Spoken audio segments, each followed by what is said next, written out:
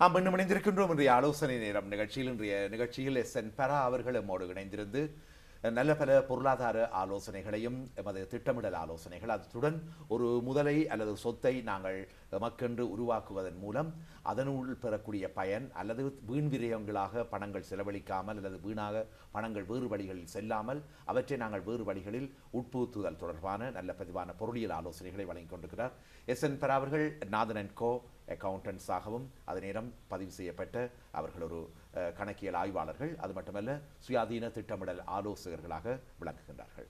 SN. பெரா அவர்களே, அடுத்து நாங்கள் ஒரு முக்கியமான விடயத்தை நீங்கள் தொட்டிருக்கிறீர்கள். இந்த பாதுகாப்பு, அதாவது ஒரு வியாபாரத்தினுடைய பாதுகாப்பு, பிஸ்னஸ் ப்ரொடெக்ஷன் என்பது சாதாரணமாக நாங்கள் எல்லாருமே பார்ட்னர்ஸாக வாங்குவதற்கு விரும்புகின்றோம். அதிலும் சில வேளைகளிலே ஒரு பக்கத்தில் ஏற்படக்கூடிய இழப்புகள் அல்லது ஒரு பக்கத்தில் ஏற்படக்கூடிய பிரச்சனைகளினால் சில வேளைகளிலே இந்த ப்ரொடெக்ஷன் என்று சொல்லக்கூடிய காப்புறுதி திட்டங்கள் இல்லாமல் போகும் நேரத்திலே பலவிதமான சட்ட சிக்கல்களும் நிதி விரயங்களும் ஏற்படுகிறது. இது பற்றி ஒரு முறை நமக்கு கூறுவீர்களா? அதுக்கு முதல் மணிக்கொண்டு உங்களுடைய அனுமதியோடு ஒரு உறவு இணைந்திருக்கின்றார், அழைத்துக் கொள்ளலாம். வணக்கம். நான் ஸ்ரீலதா கதைக்கிறேன். ஆக்சுவலா எனக்கு தெரிஞ்சு கொள்ளணும் என்னன்னா, ஒரு ரெசிடென்ஷியல் பிளேஸ்ல வந்து ஒரு மிட் டெரஸ்ட் ஹவுஸ் அப்படி இருக்கிற நேரம் வந்து என்னென்ன அதை டியூஷன் சென்டராவோ அல்லது நர்சரியாவோ ஆக்கலாம் அப்படி என்றும், சில நேரங்களில் இப்போ நெய்பர்ஸ் வந்து ஒப்போஸ் பண்ணினா அதுக்கு என்னென்ன ஸ்டெப்ஸ் எடுக்கணும், அது சம்பந்தமாக யாரை கான்டாக்ட் பண்ணி அந்த ப்ரொசீஜர்கள் என்ன மாதிரிக்கு செய்யணும்ன்றதை பற்றியும் தெரிஞ்சு கொள்ள விருப்பப்படுறேன். அதை பற்றி உங்களுக்கு சொல்ல முடியுமா ப்ளீஸ்? நீங்கள் என்ன பிஸ்னஸ் அங்கே செய்ய யோசிக்கிறீங்க? அந்த ஹோமில், அந்த உங்களோட மிட் டெரஸ் ஹவுஸில் எந்த பிஸ்னஸ் சொன்ன நீங்கள்? டியூஷன் சென்டர் அப்படி இல்லைன்னு சொன்னா நர்சரி ஃபார் சில்ட்ரன்ஸ் வந்து ஒரு 0 to 5 years அப்படி செய்ய. Okay, yes. I mean nursery tuition சென்டருக்கு நீங்கள் வந்து கவுன்சில்ஸில் போய் அனுமதி பெற வேணும். அதாவது லோக்கல் கவுன்சிலுக்கு அப்ளை பண்ணி அதை சேஞ்ச் ஆஃப் யூஸ்ன்னு இருக்குது. அப்போ அதை ஃபர்ஸ்ட் ஆஃப் ஆல் நீங்கள் அங்கே ரெஜிஸ்டர் பண்ண வேணும். ரெஜிஸ்டர் பண்ணி அந்த ஏர் ரன் பண்ண போயினமோ அவை ப்ராப்பர்லி குவாலிஃபைடாக இருக்க வேணும். அதை விட அப்போ அந்த பதிவு செய்யக்க கவுன்சில் வந்து அட்வர்டைஸ் பண்ண வேணும் அந்த லோக்கல் ப்ரெஸ்லேயோ அல்லது நெய்பர்ஸுக்கு. அவைக்கு எதனா ஒப்ஜெக்ஷன்ஸ் இருந்தால் அவை அதை ரைஸ் பண்ணலாம்ண்டு. ஆனால் சில நெய்பர்ஸ் ஒப்ஜெக்ட் பண்ணலாம், ஏனெண்டா இன்கன்வீனியன்ஸ் அவைக்கு இருக்கும். அதால் அவைண்ட ப்ராப்பர்ட்டின்ற வேல்யூக்கு பாதிப்பு ஏற்படலாம். ஏன்னா ஒரு நெக்ஸ்ட் டோரில் ஒரு பிஸ்னஸ் ரன் பண்ணிக்க அதுக்கு பக்கத்தில் இருக்கிற ப்ராப்பர்ட்டிக்கு பாதிப்பு வரலாம். ஏனெண்டா நாளைக்கு அதை வில் பண்ணுறது கஷ்டப்படுவினோம். ஏனெண்டா அந்த எஸ்டேட் ஏஜென்ட்டோ விற்கிறாக்கள் வந்து சொல்ல வேணும், இது சரியான இந்த வீட்டுக்கு பக்கத்தில் இன்னொரு பிஸ்னஸ் இருக்குது, அது இந்த பிஸ்னஸ்ண்டா. அப்போ அதால் அவர்கள் கேள்விகள் கேட்பார்கள். தச்சலாக ஒப்ஜெக்ஷன்ஸ் இருந்து அதில் பிரச்சனை வந்தால் நீங்கள் உங்களோட லோக்கல் எம்பியை அணுகலாம். அப்படி இல்லாட்டா ப்ரொஃபஷனல்ஸ் இருக்கணும் இதுக்கு ஹெல்ப் பண்ணுறதுக்கு. உங்களுக்கு அந்த நெய்பர்ஸின் ஃபியர்ஸோ அவைண்ட இதை தவிர்த்து அவைக்கு தர்ற காரணங்களுக்கு ஒரு ஆன்சர்ஸ் கொடுக்குறதால நீங்கள் அந்த பெர்மிஷனை பெறலாம்னு யோசிக்கிறேன். ஆனால் நர்சரிக்கும் டியூஷனுக்கும் கணக்கு ப்ராப்ளங்கள் இருக்கப்படாது. அப்படி கணாக்கள் செய்திருக்கணும், ஆனபடியாக நீங்கள் சக்ஸஸ்ஃபுல்லாக வர்றது சான்ஸ் இருக்குது.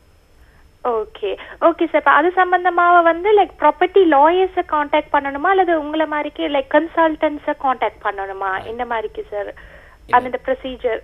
ஓகே, ப்ரொசீஜர்ஸ் வந்து நீங்கள் லோக்கல் கவுன்சில் ஒரு ஆர்கிடெக்டை வச்சு செய்கிறதுண்டா பெட்டர்ன்னு நினைக்கிறேன். Architect or lawyers who specialize in change of use on properties. இப்போ கூகுள் சர்ச்சில் போனீங்களா அதில் அந்த உங்களோட பர்பஸை போட்டிங்கன்னா அதுக்கு தக்க மாதிரி உங்களோட லோக்கல் ஏரியாவில் இருக்கிறார்கள் வருவினம். அப்படி இல்லாட்டா நீங்கள் ப்ரொஃபஷனல் பாடிஸ் லைக் SRA, அது solicitors regulation authority, RICS royal chartered surveyors, அவைகிட்ட போனீங்களா அவை தங்களோட மெம்பர்ஸ் இதில் ஸ்பெஷலைஸ் பண்ணுறாக்களை உங்களோட இடத்துக்கு பக்கத்தில் இருக்கிறாக்களில் ஒரு 5-6 பேருன லிஸ்ட் தருவினம். இப்போ அதில் நீங்கள் கதைச்சு யாரோட ஹாப்பியாக டீல் பண்ண விருப்பமோ அவையோட செய்யலாம், அல்லது நீங்களே ட்ரை பண்ணி பார்க்கலாம். இப்போ கவுன்சிலுக்கு போய் இப்படி நான் செய்ய போகிறேன்டா அவை உங்களுக்கு கைட் பண்ண வேணும், லீஃப்லெட்ஸ் தர வேணும், தங்களோட லோ என்ன மாதிரி என்னென்ன இதுகள் நீங்கள் செய்ய வேணும், என்ன ஃபார்ம்ஸ் ஃபில் பண்ண வேண்டதை அதை எடுத்து சொல்லி வேணும். அதை நீங்கள் செய்யலாம். அது உங்களுக்கு இல்லாதண்டா பேருந்து அநேகமாக property lawyers who specialize in converting businesses or change of use என்று சொல்கிறது, அல்லது surveyors or chartered surveyors who do this sort of things, change of use specialise இருக்கிறார்கள். செய்யலாம்.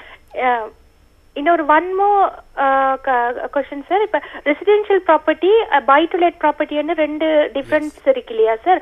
அப்போ ரெண்டு இதையும் வந்து இந்த மாதிரிக்கு சேஞ்ச் ஆஃப் யூஸ் பண்ணலாமா அப்படிங்கிறது என்னோட இன்னொரு கொஸ்டின் ப்ளீஸ் சார். ரெண்டும் செய்யலாம். ஆனால் ஸ்ட்ரிக்ட்லி ஸ்பீக்கிங் லீகலாக வந்து மோர்கேஜஸ் இருக்குதுண்டா, மோர்கேஜ் இல்லாட்டா கவுன்சில்ஸுன்ற பெர்மிஷன்ஸ் இருந்தால் சரி. ஆனால் மோர்கேஜ் இருந்தால் அந்த லெண்டருன்ற பெர்மிஷன் இருக்க வேணும். ஏனெண்டா இனிஷியலாக அப்ளை பண்ணி மோர்கேஜ் எடுக்க அந்த பர்பஸ் ஆஃப் த லோன் வந்து ஒரு சர்டன் இதுக்கு தான் கொடுத்தது. அப்போ அதில் சேஞ்சஸ் இருக்குண்டா அதை பெர்மிஷன் எடுக்கிறது பெட்டர். ஆனால் பெர்மிஷன் எடுக்க போய்க்க சில வேளையில் இன்ட்ரெஸ்ட் ரேட்ஸை கூடலாம், அல்லது தே கேன் சே இந்த பர்பஸுக்கு தாங்கள் அலோவ் பண்ண மாட்டோம்னு சொல்லலாம்.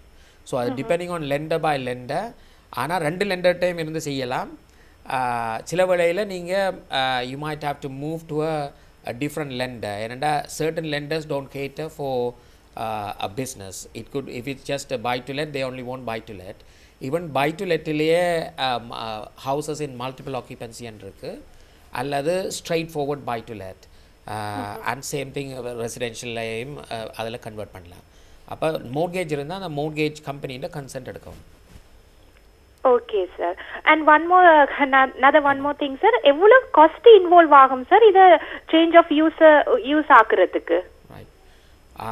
காஸ்ட் வந்து சர்டன் லெண்டர்ஸ் வந்து ஒரு yearly one off fee charge பண்ணலாம்.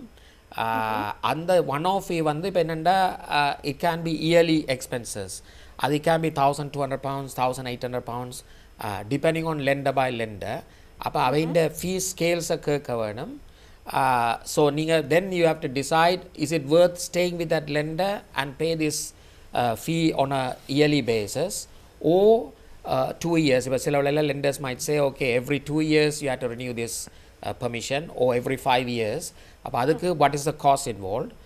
Alladhu you go to a new lender and tell them exactly what you are going to use that place for. They are going to give whatever the use. Adukku thakka mari sariyana mortgages ungalku tharavenum. Okay sir, romba thank you very much sir. Ungalku ஆலோசனைக்கு thanks a lot sir. Bye bye. Thanks. Bye. நல்ல கேள்விகள் இன்றைய நிலையினூடாக. நாங்கள் இப்பொழுது கேட்டிருந்தோம் உங்களுக்கு இந்த insurance தொடர்பாக. காப்புறுதி என்பது ஒரு சொத்து வாங்குவதற்கும் முதலீடுகளுக்கும் இந்த இவ்வளவு தூரம் இந்த காப்புறுதி துணை போவது என்பது. அப்போ முதல் நாங்கள் இன்சூரன்ஸை கதைச்சிட்டு பேருந்து வில் டோக் அபவுட் மோர்கேஜஸ் ஜென்ரலாக. ஆனால் என்னென்னு சொல்கிறேன்னா ஒரு பிஸ்னஸை ரன் பண்ணிக்க சில ஓனர்ஸ் வந்து தே யூஸ் இட், சில ஓனர்ஸ் வந்து தே எம்ப்ளாய் அ ஸ்பெஷலிஸ்ட் பர்சன். ஏன்னா அந்த பர்சனை வச்சு தான் அந்த பிஸ்னஸை ரன் பண்ணலாம். ஏன்னா அந்த பர்சன்கிட்ட தான் அந்த முழு எக்ஸ்பர்டீஸும் இருக்குது.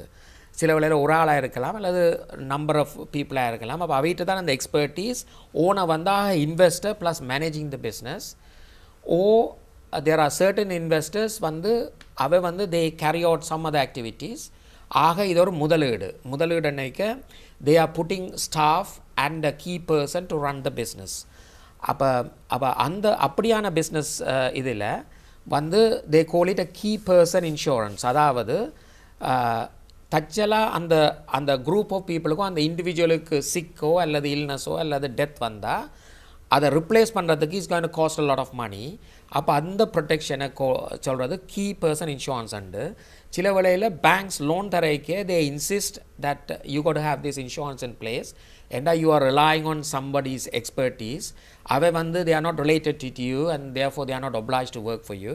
Plus anything can happen to that person. அப்போ தச்சில் அப்படி நடந்தால் you got to have an insurance in place. அப்போ அந்த ப்ரீமியத்தை பாவிச்சு இன்னொரு ஆளை ரெக்ரூட் பண்ணி அந்த ஆளை சர்வீஸுக்கு போகிறதுக்கு உதவ வேண்டும். அதோட இப்போ அந்த ஆளை பிடிக்க மட்டும் டெம்பரரியாக it will cost lot of money to bring some other expertise on a short term basis. அப்போ அதுகளுக்காக வேண்டி கீ பர்சன் இன்சூரன்ஸ்ன்றது வெரி இம்பார்ட்டன்ட்.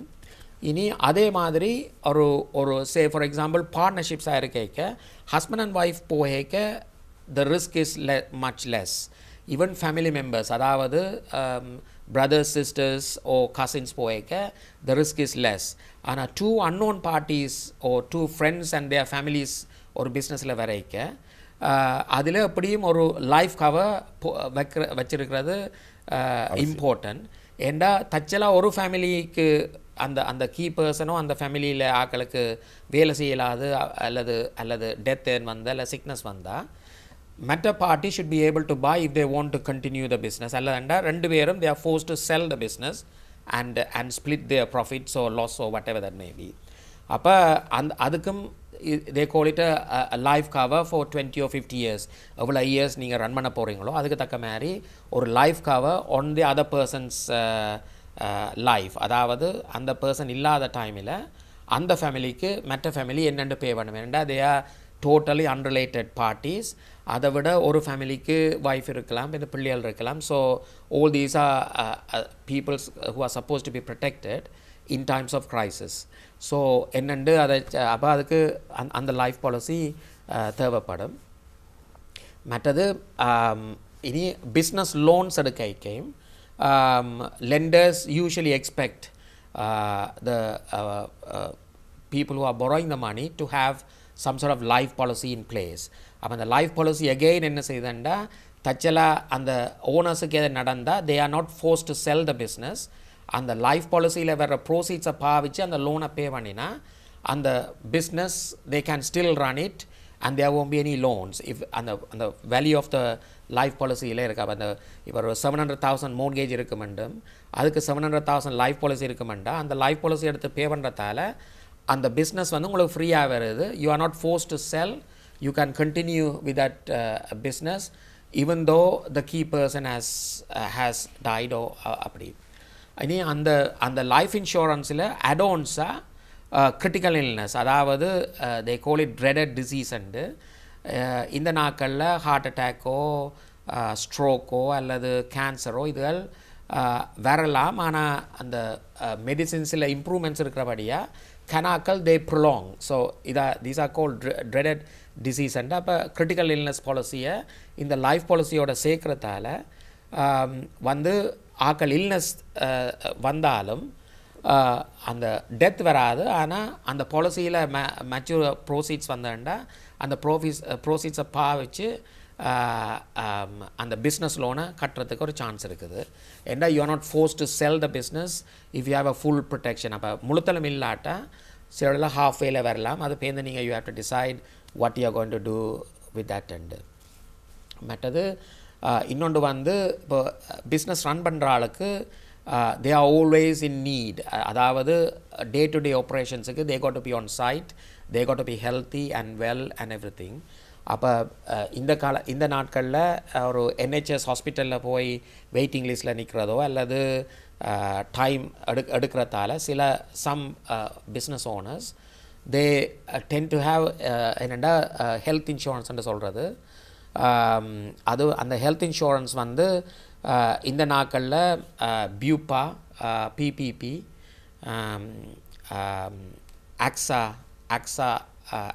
ப்ளஸ் அவிவா இப்படி 4 big companies they do this sort of insurance, health insurance. அப்போ they will treat you in hospital quickly. operations அதில் கெதியா செய்யுது அது private அப்போ அதில் செய்கிறதால அது NHS ஹாஸ்பிட்டலுக்கு போய் க்யூவில் வெயிட் பண்ணி அந்த ப்ராப்பர் அட்டென்ஷனை குயிக்காக எடுக்கலாம் தக்கத்தில் இந்த இன்சூரன்ஸ் இருந்தால் அதில் பாவிக்கிறதால குயிக்காக ஆப்ரேட் பண்ணியும் ரிகவர் பண்ணி they will get back to work, so less inconvenience. அதோட the operation is also should have been done to a high standard அப்படி. அப்போ அதை செய்யலாம். இனி அதோட நான் லாஸ்ட் டைம் சொன்ன மாதிரி ட்ராவல் இன்சூரன்ஸும் இந்த நாட்களில் ஆட் பண்ணலாம் அந்த பிஸ்னஸ் ப்ரொடெக்ஷன் அந்த ஹெல்த் இன்சூரன்ஸுக்கு. அப்போ ட்ராவல் இன்சூரன்ஸ் ஆட் பண்ணதால் நீங்கள் ஒரு லாங் டேர்ம் ஹாலிடேக்கும் போய் வரலாம். Up to 90 days at a time you can be out of the country and if you fall sick, அதாவது உங்களுக்கு சுகம் இல்லையண்டா அந்த company will bring you back home. அதாவது either ஹெலிகாப்டரோ பிளெயினோ ஏதோ பாவிச்சு they will bring the patient back home or they will treat that person in a nearest hospital. அது ஒரு அயல் நாடாக இருக்கலாம் இல்லை அந்த நாடாக இருக்கலாம் depending on where you are. அப்போ அது ஒரு added thing that can be used with private health insurance. உங்களோட ஒரு அனுமதியோடு ஒருவரை இணைந்திருக்கின்றார், அழைத்துக் கொள்வோம். வணக்கம். ஹலோ, வணக்கம். வணக்கம். நாங்கள் ஸ்டோக்கன் பகுதியில் இருந்து கதைக்கிறேன். கதைங்க. என்னன்னு சொன்னா, எங்கட அம்மா ஒரு ப்ராப்பர்ட்டி ஒன்று வேண்டினவா. அது வேண்டிக்க அம்மாவுக்கு வந்து அந்த ஒரு சோப் உண்டு, ஆஃப் லைசன்ஸ் சோப். அந்த சோப் வேண்டைக்குள்ள அம்மாவுக்கு அந்த சோப்ல முன் அனுபவம் இல்லையன்னு சொல்லி எங்கட ஆண்டி முதலே ஒரு 6 வருஷத்துக்கு முன்னுக்கு ஒரு கடை ஒன்று வேண்டி வச்சிருக்கா. அப்போ அவட பேரை போட்டு 2 பேரையும் சேர்த்து வேண்டினது. அப்போ வேண்டைக்குள்ள வந்து இதே என்னவாட பேரை போடுறோம்னு அவைய கேக்குள்ள அவைய சொல்லியிருக்கோம், சும்மா ஒரு சப்போர்ட்டுக்காகத்தான் அவட பேரை போடுறோம்ண்டு. ஆனா இப்ப ஒரு 3 மாசத்துக்கு முன்னம் எங்களுக்கு நாங்கள் மோக்கேஜ் செய்த பேங்க் வந்து அடிச்சு உங்களோட அக்கௌண்ட்டை நாங்க க்ளோஸ் பண்ண போறோம் உங்களை சொல்ல. அப்ப நாங்க என்னத்துக்காக க்ளோஸ் பண்றீங்க, நாங்க எங்களோட மோக்கேஜை வந்து ஒவ்வொரு மாசம் தவறாம கட்டி கொண்டு தானே வரோம், என்ன பிரச்சனைன்னு சொல்ல. இப்படி இன்ன பேர் வழியில அவளோட மோக்கேஜ் வந்து அவ ஒழுங்கா கட்டுறையில் அவளோட இது, அதால நாங்க அவளோட அக்கௌண்ட்டை க்ளோஸ் பண்ண போறோம். அதோட சேர்ந்து இவனோடையும் ஜாயிண்ட் அக்கௌண்டா இருக்கிறபடியா நாங்க இதையும் சேர்த்து க்ளோஸ் பண்ண போறோம். அப்ப நாங்களும் எவ்வளவோ பேங்க்ல வாதாடினாங்க, இல்ல இப்படி சப்போர்ட்டுக்காகத்தானே நீங்க சொல்லித்தானே நாங்க போட்டுனாங்க, இப்ப நீங்க இப்படி சொல்றீங்க. அப்ப இப்ப நாங்கள் என்னன்னா இந்த ப்ராப்பர்ட்டியை நாங்க வித்துடலாம் என்று ஒரு முடிவெடுத்திருக்கிறோம். இதை நாங்கள் வித்தால் இப்ப ஆண்டியிட வந்து அவளோட அக்கௌண்டால அவ எடுத்த மோக்கேஜுகள் அவளோட அக்கௌண்டுகள் வந்து ஒழுங்கா இல்லாதால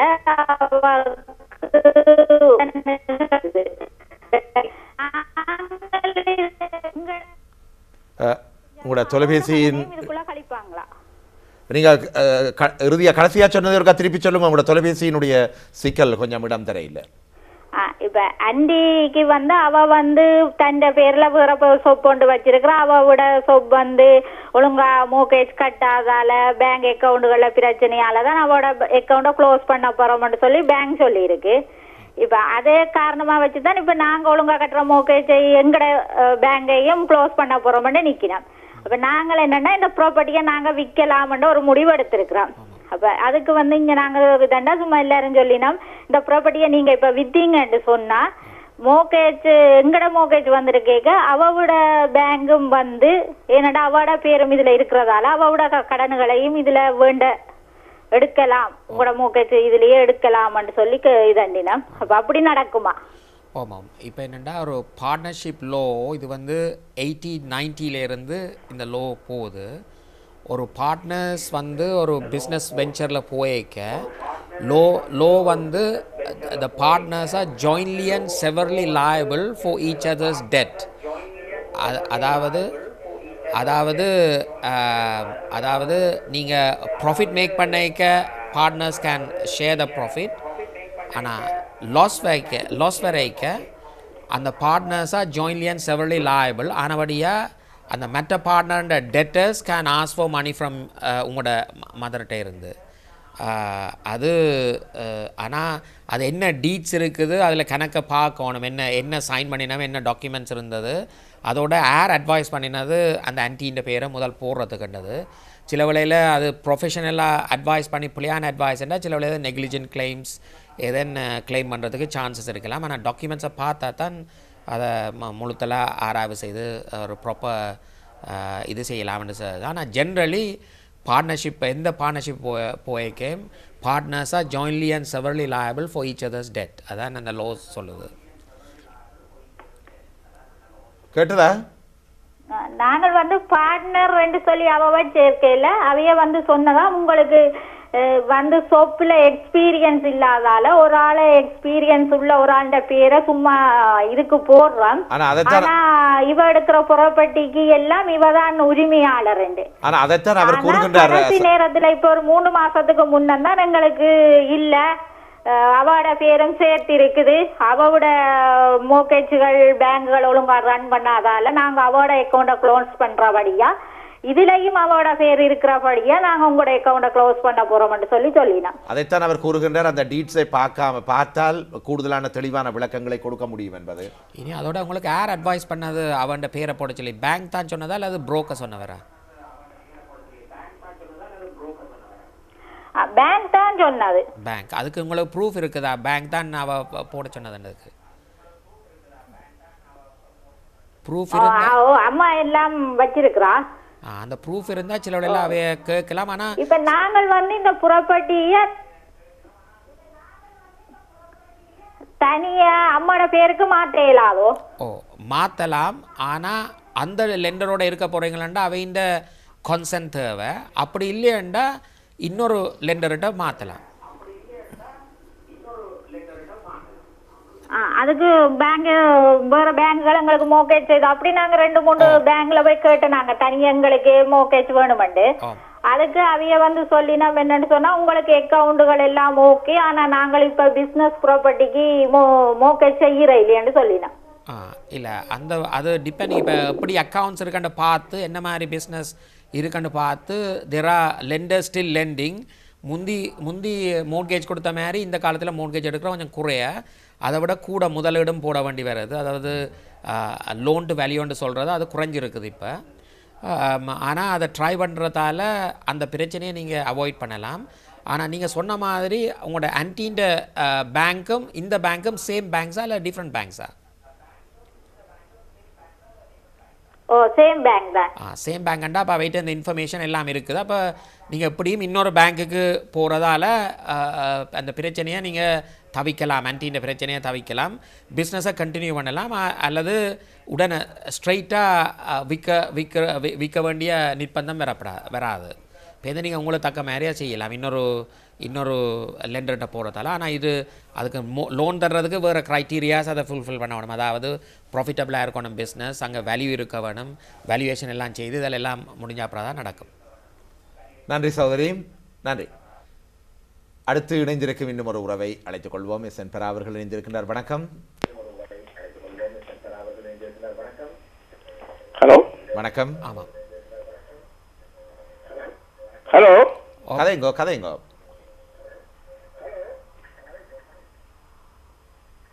ஹலோ, நாங்கள் செல்வன் கேட்கிறோம். செல்வம், கதைங்கோ. நீங்கள் உங்களோட பிரச்சனையை கதைங்கோ. நாங்கள் ஹலோலேருந்து கேட்கிறோம். ஆமாம். எங்களுக்கு என்னென்றால் நாங்கள் ஒரு 2 bedroom ஃபிளாட்ல இருக்கிறோம். எங்களோட ஓன் 2 bedroom ஃபிளாட்ல. நாங்கள் ஒரு 3 bedroom ஹவுஸ் வந்து வாங்குவோம். நாங்கள் ரைட். ஆமாம். அதுக்கு சேவை இப்போ பேங்க்ல காசு இருந்தால் ப்ரூஃப் ஆஃப் ஃபண்ட்ஸ் எல்லாம் தேவைன்னா எல்லாமே நிறைய இருக்குது. ஆமாம். அந்த ஸ்ட்ரைட் ஃபார்வர்ட் வட்டி விதங்கள் இந்த மாதிரி இருக்குன்னு சொல்லிடுமா உங்களுக்கு? ஆமாம். நீங்கள் வந்து இந்த 3 bedroom ஹவுஸ் வாங்கிக்க உங்களுக்கு 2 ஆப்ஷன்ஸ் இருக்குது. அதாவது உங்களோட ஃப்ளாட்டை விற்று போட்டு you have a 3 bedroom house. அப்படி இல்லைன்னா அந்த ஃப்ளாட்டை வச்சுக்கொண்டு இன்னும் ஒரு ஹவுஸை வாங்குறது. ஸோ அந்த 2 ஆப்ஷன்ஸும் உங்களுக்கு இருக்குது. நீங்கள் முதலாவது ஆப்ஷன் தான் அந்த ஸ்ட்ரைட் ஃபார்வர்ட். 2வது ஆப்ஷனுக்கு போகிறீங்களா அந்த முதல் மோர்கேஜ் எனக்கு வந்து கீப் பண்றா பெட்டர். எனக்கு அந்த 2 bedroom ஃபிளாட் ஓகே. அதான் ரீமோர்கேஜ் எடுத்து செய்யலாமா? ரீமோர்கேஜ் எடுத்து 3 bedroom வாங்குறது. அப்போ நீங்கள் என்னென்னா இப்போ அதை ரெண்ட் பண்ண போகிறீங்களா அந்த ப்ராப்பர்ட்டியண்டா உங்களுக்கு வந்து 2 choices இருக்குது. இப்போ அதை அதை ரீமோர்கேஜ் பண்ணி அந்த சேம் லெண்டர்கிட்டே ஆனால் ரெண்ட் பண்ண போகிறீங்களா அந்த லெண்டர்கிட்டையோ அல்லது இன்னொரு லெண்டர்கிட்ட அதை மாற்ற வேணும். அந்த லெண்டர்கிட்ட வந்து நீங்கள் பெர்மிஷன் எடுக்கணும் ரெண்ட் பண்ண போகிறீங்களா. ஆனால் அந்த பெர்மிஷன் எடுக்க அந்த லெண்டர்கிட்டே கூட ஃபண்ட்ஸை ரிலீஸ் பண்ணலாம். அதாவது ரீமோர்கேஜ் செய்கிற மாதிரி செய்தீங்கன்னா உங்களுக்கு மணி எடுக்கலாம் மற்ற ப்ராப்பர்ட்டிக்கு டவுன் பேமெண்ட்டாக போகிறதுக்கு. அப்படி இல்லையண்டா இன்னொரு பை டு லெட் க்ளீன் மோர்கேஜுக்கு போய் அப்போ பை டு லெட் மோர்கேஜ் அன்னைக்கு அந்த லெண்டருக்கு முதலே இருந்து சொல்கிறீங்க நான் இந்த மோர்கேஜ் எடுக்கிறேன் என்னென்னா நான் ரெண்ட் பண்ண போகிறேன் இந்த ப்ராப்பர்ட்டியண்டு. ஆனால் இந்த நாட்களில் வந்து இந்த ஃப்ளாட் 2 bedroom ஃப்ளாட்டுன்றபடியாக உங்களுக்கு பை டு லெட் மோர்கேஜ் எடுக்கலாம். அப்படி இல்லையண்டா இன்னொன்று இருக்குது houses in multiple occupancy and அதண்டா ரூம் பை ரெண்ட் பண்ணுறது.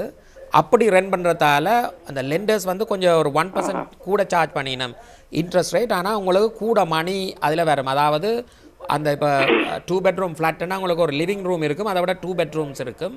சில ஆக்கள் வந்து அதை 3 ரூம்ஸாக ஹவுஸ் இன் மல்டிபிள் ஆக்கியபன்சி என்று சொல்கிறது. அப்போ 3 ரூமை ரெண்ட் பண்ணி நீங்கள் பில்ஸ் எல்லாம் பே பண்ணுறதுண்டா உங்களுக்கு அதில் கூட வருமானம் அண்ட் ப்ராஃபிட்ஸ் மேக் பண்ணலாம். அது ஜென்ரலாக நடக்குது, depending on houses by houses. ஆனால் அதுக்கு நீங்கள் கவுன்சில்கிட்ட பெர்மிஷன் எடுக்க வேணும். அந்த இது இனி அதை விட நியூ லெண்டருக்குன்னு சொல்ல வேணும். இப்போ அதை மாதிரி ரெசிடென்ஷியல் மோர்கேஜை உங்களோட நியூ ஹோமுக்கு வாங்க வேணும். இன்ட்ரெஸ்ட் ரேட் கூட இல்லை இன்ட்ரெஸ்ட் ரேட்டு இப்போ பை டு லெட் மோர்கேஜ்ண்டா அது வந்து ஸ்லைட்லி ஹையர் தேன் அந்த ரெசிடென்ஷியல் மோர்கேஜை விட buy to let mortgage interest ரேட்ஸாக ஹை.